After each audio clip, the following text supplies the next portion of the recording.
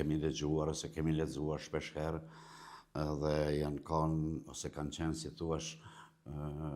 rezultati blokadave financiare të ndryshme. I keni zgjidhur këto probleme me qeverinë apo vazhdojnë të jenë edhe më të tjera? Kem pas blokada për 4 vite radhësi. Blokada që asnjëherë nuk ka ndodhur më parë në mes institucioneve të nivelit qendror dhe nivelet komunal, sidomos në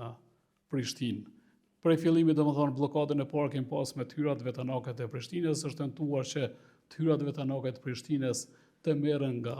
niveli qendror dhe tyrat vetanake janë tyrat të qytetarëve të Prishtinës, të cilat janë të garantuara edhe me ligj edhe me kushtetutë që ato nuk mund të bëhen pjesë e buxhetit qendror sepse duhet të shpenzohet brenda komunës ku qytetarët i kanë paguar taksat e tyre. Pastaj kemi pas këto blokada që ndërlidhen me projektet e mëdha, sidomos nga Ministria e Kulturës, me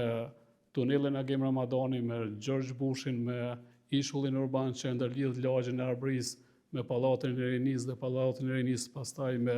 Hotelin Grand dhe qendrën e Prishtinës, e cila krijon një komunikim të mes 3-4 lagjeve që qytetarët do të lëvizin lishëm pa pas nevojë që të lëvizin me vetura